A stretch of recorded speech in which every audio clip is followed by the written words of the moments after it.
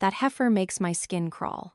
The words weren't a slap, they were a bucket of ice water, and they came from the man I shared a bed with every night. I stood frozen in the second-floor hallway of our Holland Park townhouse, my hands holding a tray of steaming, fragrant bird's nest soup, a delicacy I'd woken at 4 a.m. to prepare for the memorial lunch on the first anniversary of my father-in-law's death. The faint scent of sandalwood incense couldn't chase away the chill that snaked down my spine. A muffled giggle came from behind the closed mahogany door of the study. Then, the voice of Thomas, my husband, dripped with undisguised contempt. "Just put up with that cash cow for a few more months, Mum. As soon as she signs the papers to merge her personal assets into our joint portfolio for the business expansion, I'll kick her to the curb. Then I can bring Chloe home to look after you properly." My heart seized as if an invisible hand were crushing my lungs. My face flushed, a roar filling my ears. Chloe? Who was Chloe? I held my breath, waiting for a word of defense from Fiona, the mother-in-law I had devotedly served, the woman whose entire European cruise I had funded just last month. But no.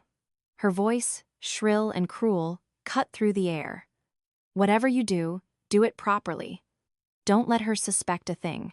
A woman who only knows how to bury her head in work and can't even produce a son to carry on the family name is useless anyway. Getting half of her fortune is fair compensation for the 3 years you've had to put up with her." The tray in my hands trembled violently. The delicate porcelain bowls clinked together, a sound that nearly betrayed my presence. So that was it. All the feigned concern, the sweet nothings, the entire performance of a happy family, it was all just a prelude to getting my signature. I wasn't a wife. I wasn't a daughter-in-law. I was a piggy bank, a fat pig being fattened for the slaughter, waiting for the day they could smash me open and take everything.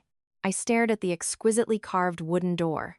The weaker part of me, the woman in me, wanted to storm in, to hurl the scalding soup into my despicable husband's face, to scream and demand an explanation. But my rational side, the cold, hard logic that had propelled me to the position of managing director of a successful property development firm, slapped me hard across the face, forcing me back to reality. No. If I made a scene now, I would lose everything. They would be on their guard. They would hide whatever assets I had already foolishly entrusted to them. I took a deep, shuddering breath, swallowing the tears back down. The salty, bitter taste stung the back of my throat. I turned and walked silently back down the grand staircase, each step heavy but firm. Back in the sprawling kitchen, where the caterers were busy arranging the memorial lunch, I walked straight to the sink. Without a moment's hesitation, I tipped the entire contents of the priceless bird's nest soup down the drain. The gushing water washed the delicate, pearly strands away, carrying with it the last vestiges of Eleanor Ainsworth's naivety. I splashed cold water on my face, the icy shock soothing my burning eyes. When I looked up into the mirror, the devastated, bewildered woman from moments ago was gone. In her place was a reflection with eyes as sharp and cold as ice. They wanted my assets. They wanted to expand their business with my blood, sweat, and tears. Fine. Thomas wanted to play the part of the dutiful husband waiting for his inheritance. I would let him perform, but he had forgotten one crucial thing. I was a businesswoman, and in the world of business, the one who reveals their greed first has already lost half the battle. The dry clatter of plates echoed as I began to rearrange the serving dishes. A counterattack was already forming in my mind, coalescing amidst the aromas of food and the sound of running water. They called me a heifer. Very well. Let's see what happens when this heifer brings the whole sty crashing down. Let's see who is left with nowhere to hide. That night, the vast bedroom was bathed in the soft, yellow glow of the bedside lamps. Beside me, Thomas's snores were a steady, grating rhythm, like a saw cutting into my frayed nerves. Of course, he slept soundly. A man who had just played the role of a devoted son and model husband, all while dreaming of a new life funded by his wife's fortune. Why wouldn't he sleep the sleep of the righteous? I lay perfectly still, my eyes wide open, staring at the ornate plaster ceiling. A wave of revulsion washed over me, making the thought of his touch unbearable. I slipped out of bed as quietly as a cat, went into my home office, and locked the door behind me. It was time to take inventory of my arsenal. I knelt before the safe, spun the familiar combination, and the heavy steel door swung open. Inside lay my entire life, everything I had built with sweat, tears, and sheer grit, long before the name Thomas Blackwood had entered it. I leafed through the files. The deed to this Holland Park townhouse, current market valuation no less than £4.5 million. The business registration for my interior design and property development firms, with a brand and asset valuation of around £2 million, and 3 savings accounts totaling £1 million, a contingency fund I had built up over the years. Everything was in my name, Eleanor Ainsworth. Separate property established before the marriage. I remembered Thomas's wheedling voice over the past few months, sweet as honey. Darling, my import-export business has a massive opportunity, but the bank requires a higher level of collateral. Could you just sign a confirmation to merge your personal assets with our joint property? It's just a formality to increase our credit limit. We can separate them again once the deal is done. We're a team, after all. What's yours is mine. What's yours is mine. Hearing it now, the phrase sounded like a death sentence. Under UK law, the moment I signed that postnuptial agreement, my nearly £8 million fortune would instantly be considered marital property, liable to be split 50-50. And given Thomas's character, backed by his greedy mother, the moment that document was legally binding, I'd be out on the street faster than I could blink. I closed the safe. My hands were ice cold, but my mind was blazing with clarity. I opened my laptop and logged into my online banking. For the past 3 years, busy running my companies, I had given Thomas a supplementary credit card with a £5,000 monthly limit and a small current account to handle household expenses. I had never scrutinized the statements. I trusted him. I thought a man needed a bit of dignity, some money in his pocket. It was a mistake. I had been naive to think a man's pride was stronger than his greed. The transaction history for the last 6 months appeared on the screen. Among the usual payments for utilities, groceries, and council tax, a series of recurring transfers caught my eye. They weren't huge sums, £500 here, £1,000 there, but they were frequent. The descriptions were cleverly disguised: client gifts, business dinner, car maintenance, but the recipient was always the same unfamiliar name, Chloe Gardiner. Chloe Gardiner. The name I had overheard him whisper this morning. Bring Chloe home to look after you. I delved deeper into last month's transactions. On the 14th, a bank transfer of £2,000. Description: deposit.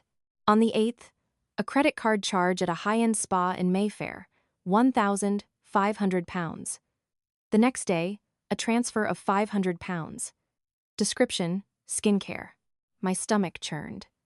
He was using my money, the money of the wife he called a heifer and a cash cow, to support his mistress. He was using my hard work to pay the rent and beauty treatments for the woman intended to replace me. This wasn't just immoral. It was a profound, calculated insult.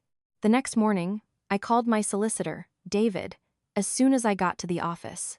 We met at a discreet cafe in a quiet mews in Knightsbridge, far from the eyes of colleagues or clients. David had been my company's legal counsel from its inception. He looked at me with concern, noticing the dark circles under my eyes that even heavy concealer couldn't hide. "Are you absolutely certain about what you heard?"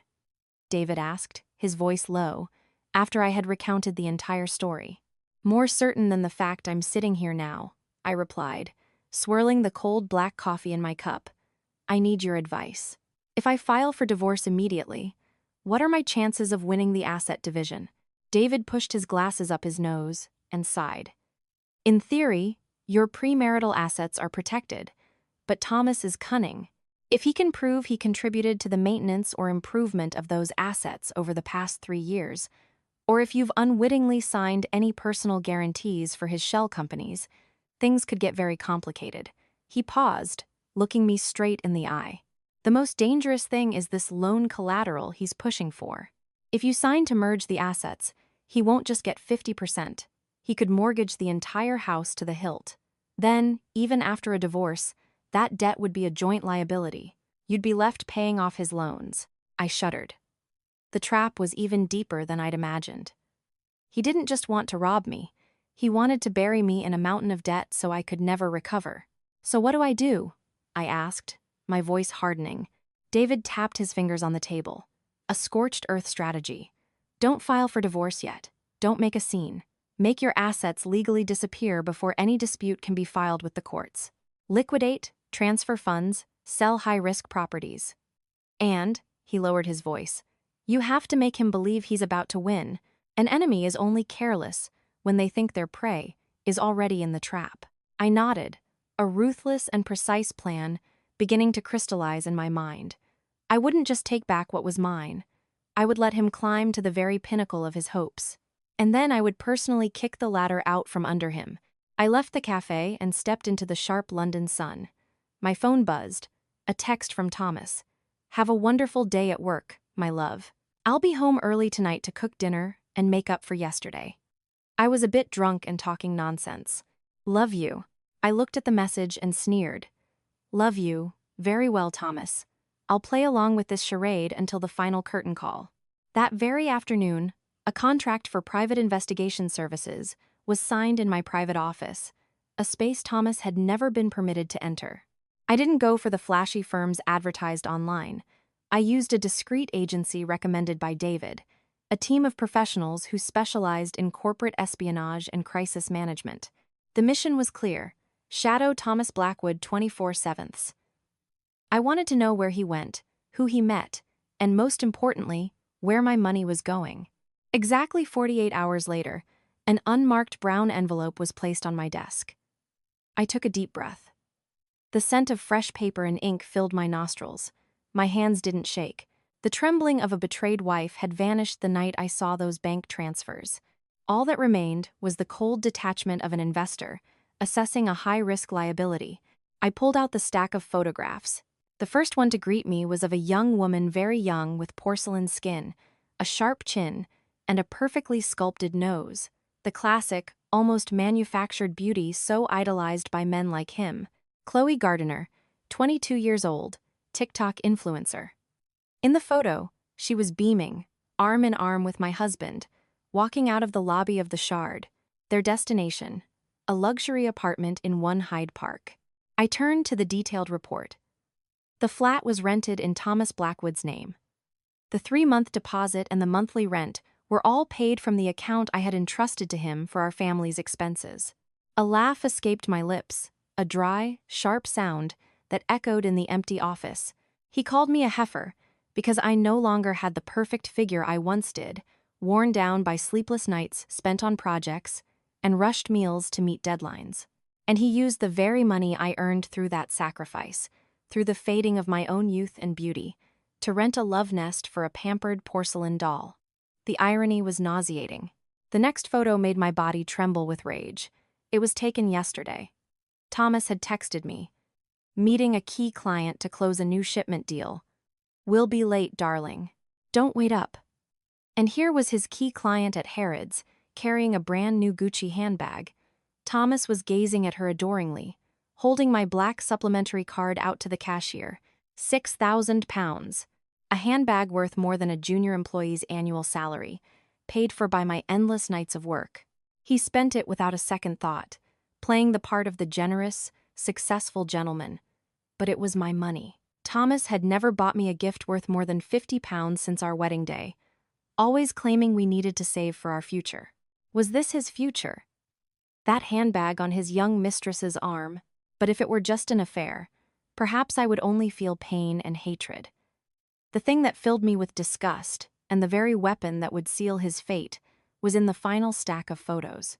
They were taken covertly in a grimy pub on the outskirts of the city. Here, there was no trace of the suave, polished man. In the photo, Thomas was on his knees, literally kneeling on the filthy floor, his hands clasped together, begging a group of menacing-looking men. His face was a mask of terror, sweat plastering his carefully styled hair to his forehead. The investigator's report was brief but devastating. Thomas Blackwood is a VIP client of an online sports betting syndicate. Total outstanding debt, currently estimated at £500,000. Interest compounding daily. The individuals in the photograph are enforcers for the creditor, issuing a final warning. I dropped the photo on the desk. All the pieces clicked into place. Why he was so desperate for me to sign the asset merger. Why he and his mother were so brazen. It wasn't just for a business expansion or to install his mistress. It was because a £500,000 debt was tightening around his neck like a noose. He needed my house. He needed my signature to secure a massive bank loan to pay off the loan sharks before they broke his legs. I stared at my husband's pathetic face in the picture. Pity? No. Any shred of marital affection had died the moment I poured that soup down the drain. All I felt was utter contempt. He wanted to be a sugar daddy for an influencer, a desperate, pathetic gambler, and a dutiful son, all on his wife's dime. I stood up and walked to the floor-to-ceiling window, looking down at the bustling London traffic. My reflection stared back at me, a woman standing tall, her eyes blazing. Thomas wanted to play a high-stakes game with my life. Very well. I wouldn't just get my money back. I wouldn't just divorce him. I would make him taste the fear of being hunted, the desperation of a cornered animal that he was trying so hard to hide behind his tailored suits. I picked up my phone and dialed David. David, prepare the paperwork to sell the house. I'm going to play the role of the naive wife one last time. There was a second of silence on the other end, then his calm reply. Are you sure? Never been more sure, I answered, my voice like ice. I'm going to show him what happens when you anger a cash cow who knows how to make money. The trapdoor was open, and Thomas, blinded by his greed and stupidity, was sprinting towards it at full speed. That evening, I placed a single A4 sheet on the dining table. It wasn't a divorce petition, nor was it evidence of his affair. It was the draft agreement to merge my separate property into our joint assets, the document Thomas had been fantasizing about for months. His eyes lit up like high beams. He nearly dropped his cutlery, his trembling hand snatching the paper as if afraid it would evaporate. Darling, you've agreed? He asked, his voice cracking with ecstasy. I placed a piece of slow-cooked lamb in his bowl, smiling a smile I had practiced in the mirror a dozen times to look both gentle and resigned. I've thought it over. A marriage is for life. You need capital for your business, and who should I help if not you? I paused, watching his Adam's apple bob nervously. But, what is it, darling? You know me, I said with a sigh. I have to be thorough. The house's market value has gone up. I want to bring in an independent valuation firm to get an updated appraisal. That way, when we merge it, my capital contribution is recorded at its highest possible value. It will help you get a better credit line from the bank, too. Thomas let out a sigh of relief, his face relaxing. He nodded eagerly. Of course, of course. You're the clever one, darling. You do what you need to do, as long as it's all sorted before the end of the month. Naturally, he agreed. He needed a high valuation to impress the bank and, more importantly, to placate the creditors who were breathing down his neck. The moment I turned to get dessert from the kitchen, I saw him furtively texting on his phone, no doubt sharing the good news with Fiona and his little mistress. The cash cow has taken the bait, he was thinking. He had no idea that he was the real prey in this game. The next morning, I didn't call a valuation firm. I called Michael, a seasoned property investor and a close business associate of mine for the past 5 years. Our meeting was swift, held at the solicitor's office, completely confidential. £4.2 million, cash. One-time payment, I stated. Michael raised an eyebrow. That's at least £300,000 below market, Eleanor. Are you that desperate for cash? I need the sale completed within 3 days. And I have one condition, I said, pushing a tenancy agreement across the table. I will rent the house back from you for 1 month. You are not to show up, not to change the locks, not to do anything that would make the current occupant suspect the ownership has changed. Michael was a serious player. He understood the rules and valued discretion. He signed immediately. 3 days later, my bank account lit up. £4.2 million, safely deposited.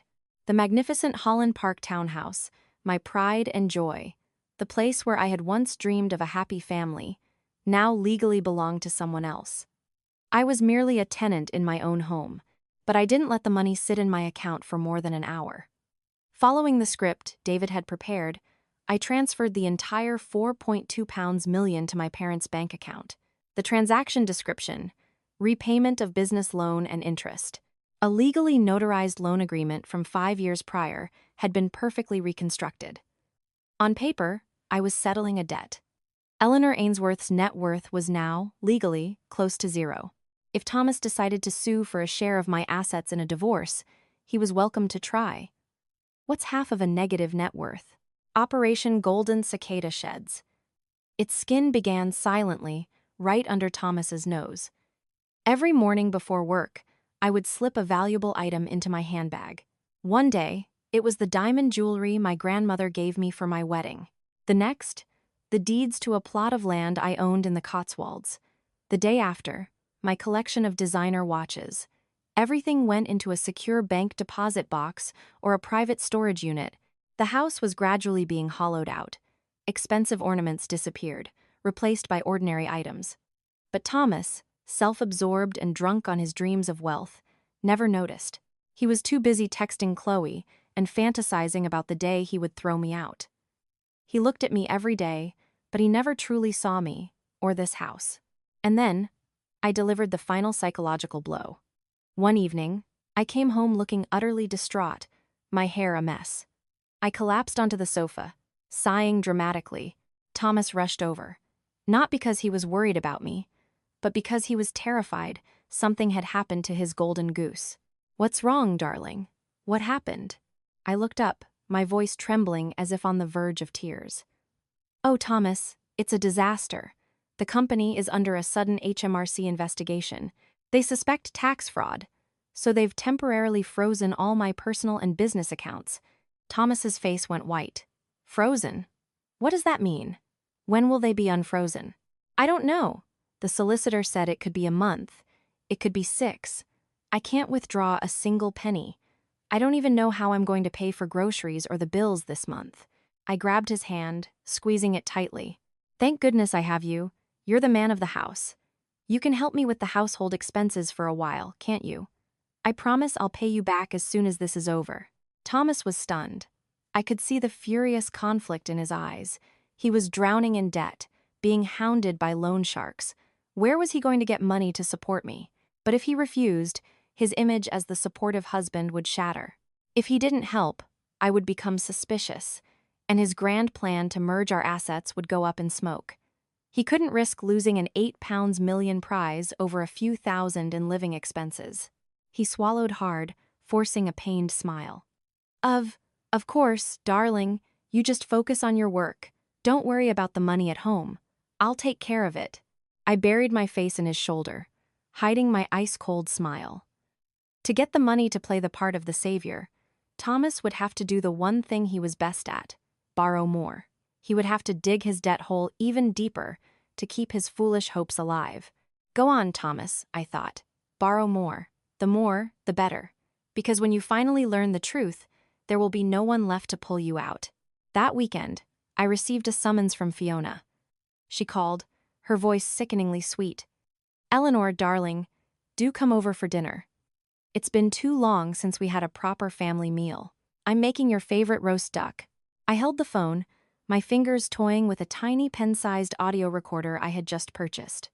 My favorite. I had never liked roast duck. That was Thomas's favorite. She had never remembered what I liked, or more likely, she had never cared. But I replied in a docile voice, "Of course, Mum. Thomas and I will be over this evening." My in-laws' house was in a wide, leafy lane in Richmond. When we arrived, the air was thick with conspiracy. Not only was Fiona there, but Thomas's younger brother, Mark, and his wife, Sarah, were also present. It was an ambush disguised as a dinner party. A lavish meal was laid out, but I knew the main course they were hungry for wasn't duck. It was me.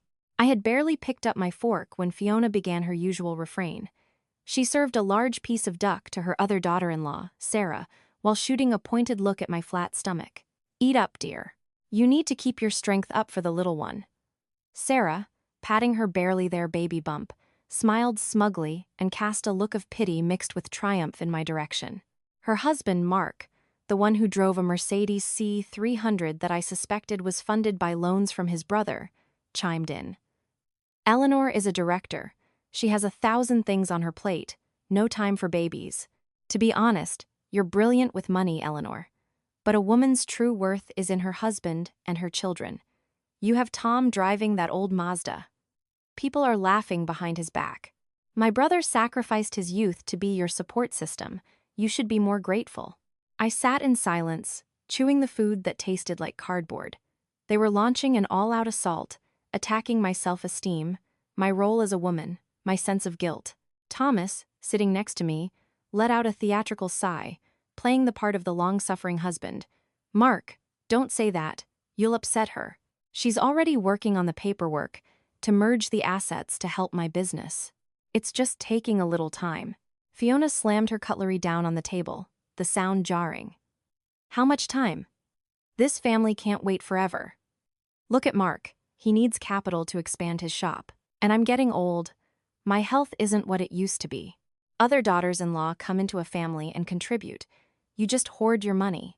Are you waiting for me to die before you'll part with any of it, Eleanor? The room fell silent, the tension palpable. They were backing me into a corner, assuming I was the same meek, submissive daughter-in-law who feared being seen as unfilial. They had no idea they were speaking to an empty shell. My soul had turned to stone long ago. I put down my bowl, took a deep breath, and looked up, my eyes filled with tears, the result of years of practice in feigned humility. I reached out and took Fiona's hand. Mum, please don't be angry with me. I know I'm at fault. My company's accounts being frozen has made me so stressed. That's why there's been a delay. I wouldn't hold anything back from this family. I turned to Thomas, my eyes brimming with adoration. Tom, darling, I've already had the solicitor draw up the papers. Let's go to the notary's office this Thursday morning, shall we? I'll sign over 50% of the company shares and merge the Holland Park house into our joint assets. You'll have full authority to use it as collateral. The room erupted. Fiona's eyes gleamed. Mark slapped his thigh with a loud crack. Thomas almost jumped out of his seat, his trembling hands pouring wine, his smile stretching from ear to ear. Really, darling? You're not going to change your mind? I promise. I nodded firmly. The paperwork is all ready. It just needs to be stamped. The interrogation turned into a victory celebration. They raised their glasses, toasting me for being so understanding and sensible. They were drunk on the illusion of victory I had painted for them. At the end of the meal, I excused myself to use the restroom, deliberately leaving my Hermes handbag on the sofa. Inside, in an outer pocket, the professional-grade audio recorder was still running, capturing every sound in the living room. I stood in the bathroom, calmly reapplying my lipstick. 5 minutes, 10 minutes, long enough for the masks to drop. When I returned, they were still all smiles, but their eyes held a new light, a mixture of contempt and gloating, hidden behind a thin veneer of affection. On the drive home, Thomas sang at the top of his lungs, stroking my hand. I let him, my mind silently counting down the hours. That night, after he had fallen asleep, I extracted the audio file and put on my headphones. The sound was chillingly clear. Mark's boisterous laugh. Tom, you're a genius. That old witch thinks she's so clever, but she's a fool. Once she signs, you'll have it all. Fiona's sharp hiss. Remember, as soon as you get the money, buy me that townhouse. As for Eleanor, get rid of her quickly. I can't stand the sight of her arrogant face. And finally, the familiar voice of my husband, the man I had once loved with all my heart. Don't worry, Mum. The moment the money is in my hands and the debts are paid, she's out. Chloe is prettier, younger, and she can give you grandchildren. Why would I keep this old sow around? I took off the headphones. There was no pain, no anger, just a cold, creeping disgust. This recording, along with the evidence from the private investigator, would be the final nail in the coffin of their family's honor. They were looking forward to Thursday to change their lives. I was looking forward to Thursday to see how their faces would contort when their multi-million-pound dream shattered right in front of them. In this poker game, my cards were already on the table. They were just too blind to see it. Wednesday. Less than 24 hours until G-Day, the appointment at the notary's office that Thomas was anticipating with rabid eagerness. I sat in my managing director's office, sipping a cup of Earl Grey, savoring the calm before the storm. But the storm arrived earlier than expected, and it took the form of wild animals. At 9:30 a.m., the reinforced glass door to my office was shoved open with such force it nearly shattered. My secretary scrambled in after them, her face pale. "Miss Ainsworth, I'm so sorry. I couldn't stop them. They were so aggressive." 3 men swaggered in. I didn't need an introduction. The crude tattoos snaking up their necks, the arrogant posture, and the overwhelming stench of cheap cigarettes told me exactly who they were. Uninvited guests, courtesy of my husband. The leader, a man with a long, jagged scar down his left cheek, slammed a file onto my desk. The sound echoed in the quiet room. "Your husband's gone to ground. Can't find him, but you're not so hard to find. Pay his debts for him, Madam Director." I didn't stand up. I didn't scream. I simply moved my teacup to one side to avoid it being sullied and picked up the file. Inside was a loan agreement for the sum of £1 million. The borrower, Thomas Blackwood. The guarantor, Eleanor Ainsworth. My eyes locked on the bottom of the page. There, a signature purporting to be mine was scrawled next to the bright red stamp of my company. My heart skipped a beat, not from fear, but from sheer astonishment at my husband's recklessness and stupidity. The signature was a decent forgery, but the strokes were hesitant, lacking force. And the company stamp? He must have stolen it from my desk. Or worse, had a fake one made. Thomas didn't just want to legally rob me. He was willing to make me a debtor, to throw me in prison for transactions I knew nothing about. He had sold my soul to the devil long ago. I looked up, meeting the scar-faced man's gaze. My expression was so calm it seemed to surprise him. "How long have you been in this line of work?" I asked, my voice even. "What's it to you? Trying to stall?" he growled. "Let me tell you a basic fact of law," I said coolly. "This contract is a forgery." I picked up my phone and dialed a number on speed dial. "Hello, is this the Metropolitan Police, Kensington and Chelsea? My name is Eleanor Ainsworth, Director of Ainsworth Properties. Yes, I have a group of individuals in my office causing a public disturbance and attempting to extort money using fraudulent documents. Could you send officers immediately? Oh, and I've also called for a certified bailiff to document the scene." I put the phone down and looked at the 3 stunned men. "This signature is fake. This stamp requires forensic analysis. If you want your money, we can see each other in court. But if you want to play by your street rules here, I assure you a police van will be downstairs in 5 minutes. The cameras in this room are recording audio and streaming directly to a cloud server. Every threat you make adds another year to your sentence." The leader's face changed. He was a professional enforcer. He knew the smell of a tough opponent. He wasn't afraid of a fight, but he was afraid of a criminal conviction before he'd collected his money. He snatched the file. "This is one tough bitch," he snarled, pointing a finger at me. "Your husband swore you signed it, that you agreed to cover his debts. Turns out he was lying to us, too." I smirked, a cold smile. "He's been lying to me for 3 years. Lying to you for a few days is nothing. You should go and find him for your money. We're about to be divorced. My assets are mine, his debts are his." The men looked at each other. They realized Thomas had used them as pawns. Their anger shifted from me to the man who had promised them an easy payday. "All right. Fine," the leader snarled, turning to leave. "We'll go and drag that bastard here and see what other pretty stories he can sing." When the door closed, I let out a shaky breath. I had been prepared, but confronting thugs like that was never pleasant. But I wasn't finished. I needed these thugs to find Thomas, in the one place he felt safest.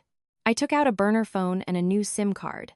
I sent a short, anonymous text to the number on the business card the scar-faced man had accidentally left on my desk. "Thomas Blackwood isn't at home. He's hiding at apartment 12B5, Tower 3, 1 Hyde Park. It's his mistress's place." Message sent. I snapped the SIM card in half and threw it in the bin. The final warning had been delivered. I didn't tell Thomas the creditors had come. I wanted him to remain in his fantasy for a few more hours, to keep his spirits high for the spectacular fall that awaited him. And I wanted little Chloe, his precious mistress, to experience the thrill of having some very important guests. That night, Thomas tossed and turned, occasionally twitching as if having a nightmare. He was probably dreaming of the next day, signing the papers, paying his debts, throwing me out, and welcoming Chloe into his new life. Or perhaps he was dreaming of his creditors. I lay beside him in the darkness, listening to his frantic heartbeat, smelling the fear in his sweat. I felt no pity, only impatience. Sleep well, Thomas. Sleep for one last night. Because when the sun rises, you will wake up in hell, and I will be watching from above as you burn in the fires of your own greed. Thursday morning. The day of reckoning. The London sun was bright, but not as dazzling as the expression on Thomas Blackwood's face. He stood before the mirror, adjusting the knot of his silk tie. His navy blue Armani suit, a birthday gift from me last year, fit his tall, handsome frame perfectly. The cloying scent of Chanel blue filled the air, the smell of confidence, lust, and utter foolishness. Thomas was whistling. He was happy. Of course he was. In a few short hours, he would officially be the co-owner of an £8 million fortune. He would have money to pay his debts, money to spoil his mistress, and most importantly, the power to finally kick the heifer out. "Darling, are you ready? We should go. Don't want to be late for our golden hour," he called out, his voice dripping with false affection. I emerged from the dressing room, holding my phone. I wasn't wearing my usual business attire, just a simple set of lounge clothes. "You go on ahead," I said, pretending to rub my temples.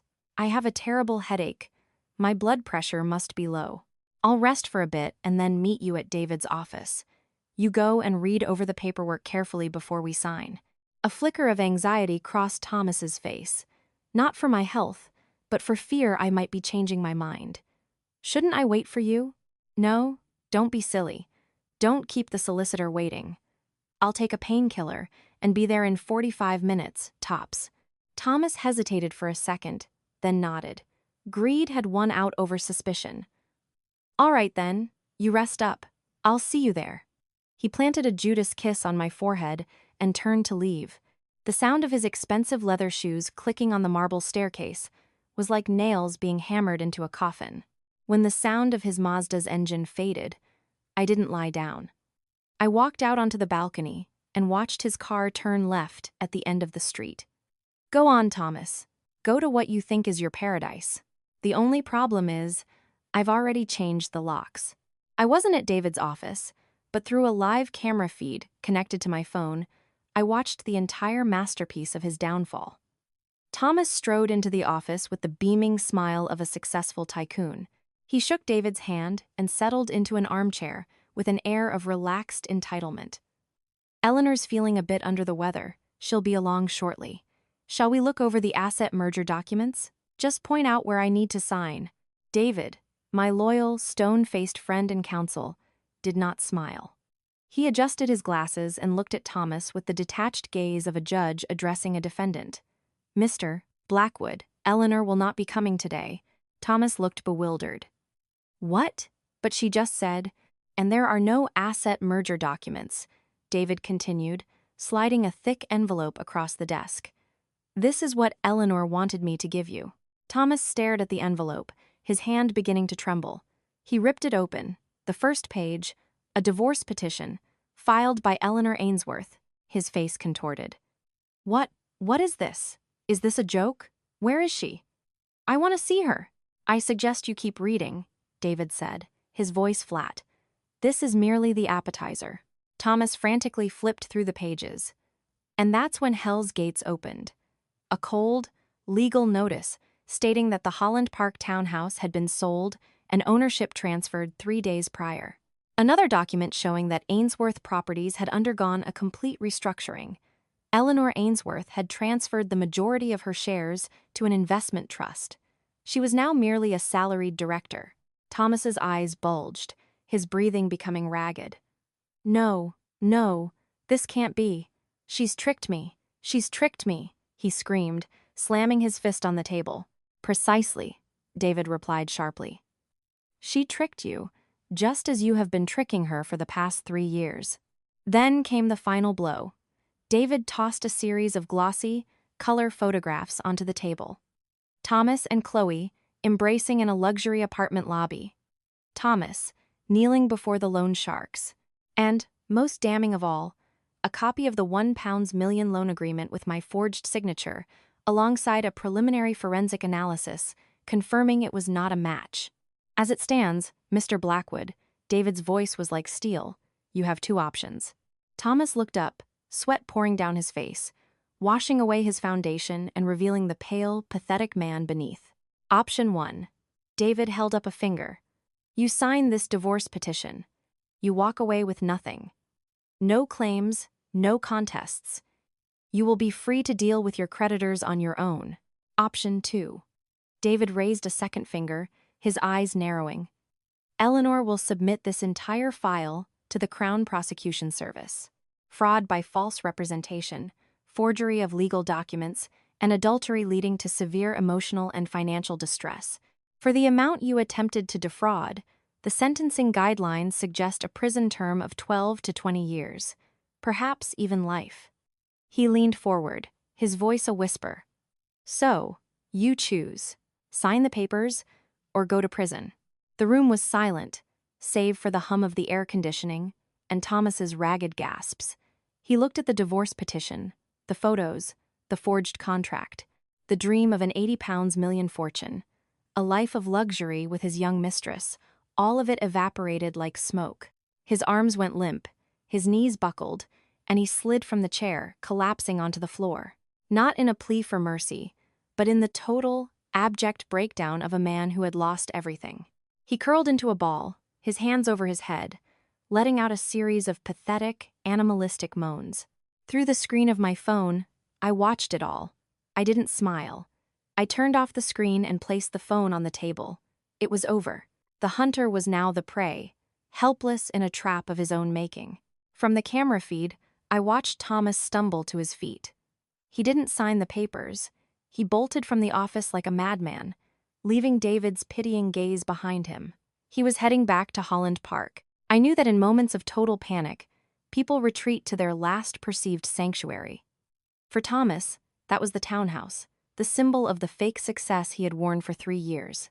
He thought I would be there. He thought he could beg or threaten, and I would soften. He still believed his cash cow couldn't live without him. I switched off the feed and leisurely left the cafe across the street. I didn't go home. I drove to a discreet spot about 200 meters from the house, close enough to see but far enough to remain untainted by the impending chaos. Thomas's old Mazda screeched to a halt at the gate. He leapt out and ran to the fingerprint scanner. He pressed his thumb against it. Beep, beep, beep. A red light. Access denied. He pressed again, harder, more frantically. Beep, beep, beep. Still red. He started hammering on the iron gates, screaming my name, his voice thin and pathetic in the midday sun. Eleanor, open the gate. What is this game? Open up. The heavy gates slid open, but it wasn't me who emerged. It was a uniformed security guard, flanked by 2 men from a removals company, and standing behind them in the garden was the house's new owner, Michael's business partner. Thomas froze. Who are you people? Why are you in my house? Where's my wife? The guard stepped forward. Are you Thomas Blackwood? The new owner took possession of this property 3 days ago. We have been instructed to remove any items that do not belong to him. He pointed to the pavement. There, on the side of the road, sat 5 cardboard boxes, messily taped up. His Armani suits, his polished Italian shoes, his collection of expensive colognes, everything he considered a marker of his status, was now piled up like rubbish. No, that's impossible, Thomas stammered, stumbling backward. This is my house. My wife's name is on the deed. She can't sell it without my signature. The new owner finally strolled forward, looking Thomas up and down with disdain. You're mistaken, mate. This house was Miss Ainsworth's separate property before she married you. She sold it, signed the papers, money's been transferred. You're nobody. Why would she need your signature? The brutal truth hit him like a physical blow. No house, no refuge. My phone rang. A blocked number. I knew it was him. I answered. Eleanor, where are you? His voice was a ragged mix of fury and terror. What the hell have you done with the house? You've ruined me. I sat in my air-conditioned car, watching his tiny, pathetic figure in the distance. I haven't ruined you, Thomas, I said, my voice as calm as if I were discussing the weather. I've just returned you to your rightful place. Your clothes are there. As for the £1 million debt and your friends, you borrowed it. You can pay it back. You wouldn't dare, he choked. Don't ever let me see your face again. I cut him off, my voice sharp. My solicitor has a prepared statement for the police. If you come near me or my family again, it will be filed immediately. Do you know the sentence for forgery? It's 10 years, Thomas. I hung up. The phone immediately rang again. This time it was Fiona, on a video call. Thomas must have called his mummy. I answered but kept the camera pointed at the car's ceiling. You scheming witch! Fiona's shriek filled the car. You tricked my son. You sold the house and stole the money, the sweat and tears of the Blackwood family. Do you think I'll let you get away with this? I let her scream herself hoarse. When she paused for breath, I calmly tapped my screen. Send file, dinner recording, MP3. Have a listen to this, Mum, I said. This is why I took my money back. The recording played, crystal clear. Her own voice egging her son on, get the money and get rid of her. A useless woman who can't even have children. Thomas's voice, I'll kick her to the curb and bring Chloe home. The other end of the line went dead silent, except for a harsh, ragged breathing, then a clatter and panicked shouts. Mum! Mum! Call an ambulance! She's collapsed! The call cut out. Fiona, the lifelong schemer, had been felled by her own venom. That stroke would likely keep her bedridden long enough to contemplate the cost of her cruelty. The London sky suddenly darkened. A moment later, the heavens opened. Through the deluge, I could see Thomas, standing drenched on the pavement. The cardboard boxes disintegrated in the rain, his designer clothes spilling into the filthy gutter. He didn't even try to save them, and in the distance, I saw a black car pull up, with 2 men in dark raincoats watching him. I put the car in drive and pulled away smoothly. I didn't look back. The past was now a closed door behind me, with the unworthy locked outside forever. The London rain lashed against the windscreen, but inside, I felt a strange calm. I didn't need to see what happened next. The law of dominoes is simple. Push the first one, and the rest will fall in an unstoppable chain reaction. And the first domino, Thomas Blackwood's false pride, had just shattered on a Holland Park pavement. Homeless, penniless, and hunted, he would instinctively run to his last perceived sanctuary, what he believed to be his one true love. Apartment 12B5. He had used my money to build a lavish love nest for Chloe Gardiner, believing she loved him, not the tycoon, persona he wore, naive. I sat in a quiet cafe, my phone open. A TikTok notification popped up. A video from Chloe official was going viral. The title, The Truth About the Fake Tycoon and His Deception. In the video, Chloe sat on the designer sofa I had indirectly bought, tears in her eyes. Everyone, I'm so scared, she sniffled. I thought he was a successful, single businessman. It turns out he's a fraud, drowning in debt, and he was using my name to get more loans. I've only just found out the truth. I've changed the locks and thrown him out. I smirked. The moment rumors of my house sale and Thomas's impending bankruptcy had started circulating, this shrewd little bird had sensed danger. She hadn't just changed the locks, she had launched a preemptive strike to save her own reputation, turning Thomas from sugar daddy to predatory stalker. I could picture him now, drenched and shivering, hammering on the door, his code rejected, his calls unanswered, only to see his beloved's video branding him a villain. How does it feel, Thomas, to be betrayed by the one you sacrificed everything for? Does it hurt even a fraction, as much as the pain you caused me? But his tragedy wasn't over. My phone buzzed again. A text from a former neighbor in Richmond, where Fiona lived. It came with a photo that made me shudder, even though I had indirectly caused it. The proud, pristine facade of Fiona's home was now a war zone. Red paint was splattered over the gate and walls. The stench of fish guts and rotten eggs was practically palpable through the screen. Scrawled in huge, red letters was the message, Thomas Blackwood, Lear, pay up. The enforcers, unable to find him elsewhere, had gone to the family home. The principle of debt collection is simple. If you can't get the man, you get his mother. Fiona's lifelong obsession with keeping up appearances, her neighborhood pride, was now rotting under a layer of filth. I heard she had just returned from the hospital after her collapse. This sight must have felt like a second stroke. And then, the final domino. Family. When the ship sinks, the rats are the first to jump. Mark, the parasitic younger brother who had mocked me, made a swift and ruthless move. A mutual acquaintance forwarded me his latest Facebook post, where he had tagged the entire extended family. Public notice. As of today, my family has no connection whatsoever to the business dealings or personal debts of Mr. Thomas Blackwood. He is on his own. Please do not disturb my wife and my elderly mother. Thank you. He had cut his brother loose to save his own skin. Thomas was no longer a brother or a living ATM. He was a cancer to be excised. At 11 p.m., my phone rang. A blocked number. I knew who it was. I answered and said nothing. Eleanor. Thomas's voice was broken, a ragged whisper. I've signed it. I've signed everything. Signed what? I asked coldly. The divorce papers. Everything you wanted. I've sent it by courier to David's office. He broke down, sobbing pathetically, the sound of a man who had been stripped of his last shred of dignity. Please, just tell them to leave my mother alone. Tell them to stop looking for me. He was terrified of prison, terrified of the loan sharks. He had nothing left but fear. Fine, I said. Once the papers are received, I will withdraw my police complaint. Your other debts are your own problem. Eleanor, I'm so sorry. I was wrong. I hung up. The apology of a loser has no value. It is merely cowardice in disguise. I put down my phone and looked out the cafe window. The rain had stopped. The London streets glistened under the city lights.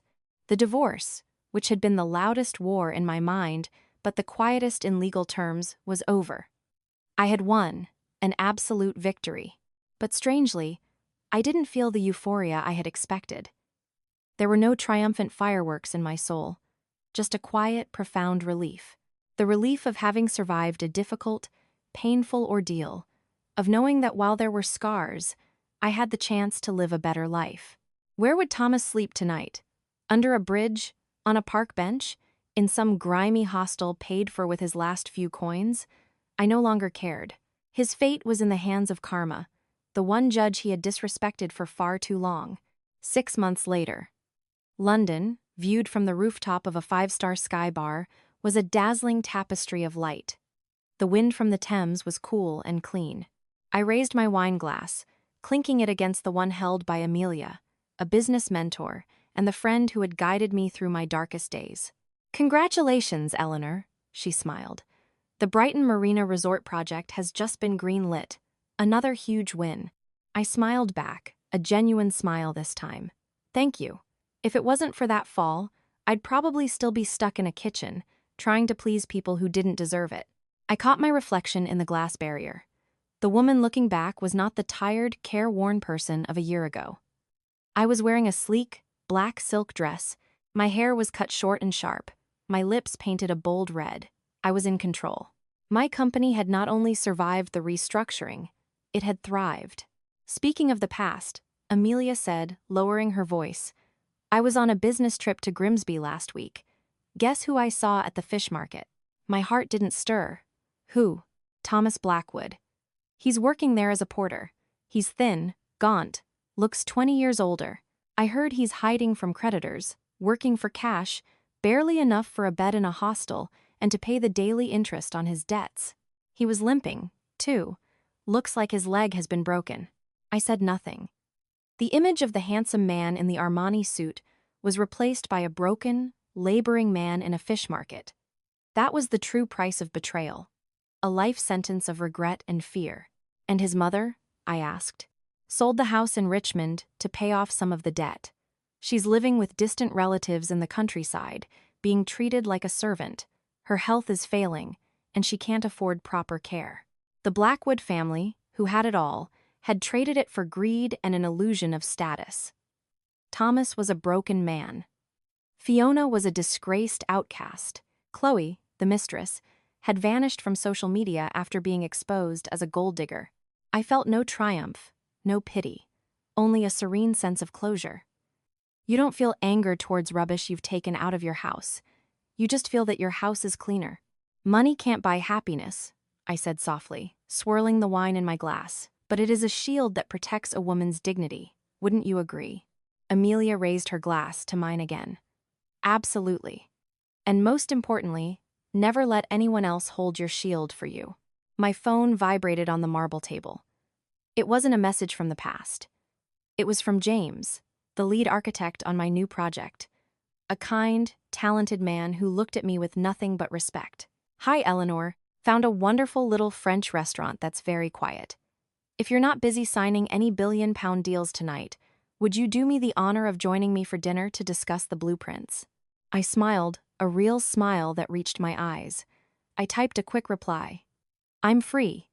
8 p.m. Sounds perfect. I stood up, adjusted my dress, and reapplied my lipstick. The night wind was cool in my hair. Below, the city blazed with life. I was no longer drifting. I was standing firm, at the top of a skyscraper I had built myself. The door to the past was closed, forever locking the betrayers in the darkness of obscurity. And before me, a new door was opening, wide and bright, and it belonged entirely to me. This story is a stark warning in marriage. Blind sacrifice will never earn you respect. Only strength and self-reliance can be your true foundation. Remember, financial independence is the ultimate shield for a woman's dignity when love and loyalty are gone. Do not settle matters of the heart with noise. Learn to act in silence. When kindness is trampled upon, intelligent ruthlessness is the most fitting response. Those who sow greed will reap ruin, while a strong woman will always walk forward, radiant on her own 2 feet.